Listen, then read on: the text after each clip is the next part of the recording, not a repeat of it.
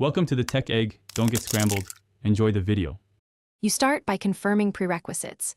Make sure your iPhone runs an up-to-date iOS and that cellular or Wi-Fi calling is available. This prevents missing options later. Once done, open Settings and tap Phone so you're in the right place to change voice call behavior. You're doing this now to access features like call forwarding, caller ID, and Wi-Fi calling. These settings affect how calls route and appear. Tap each section deliberately, because the options you need are nested under Phone and Cellular settings.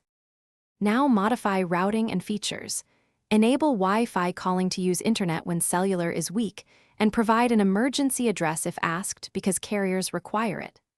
Next, set call forwarding by entering the destination number and toggling it on so calls redirect immediately. This changes where voice traffic lands. Then adjust announce calls, silence unknown callers, and show my caller ID to control how calls behave and what recipients see.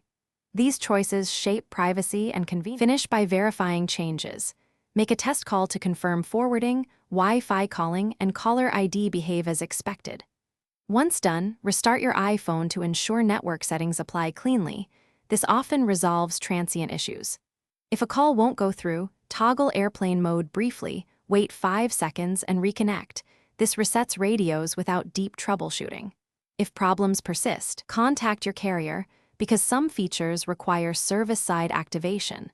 They can verify provisioning and fix any network-level blockages.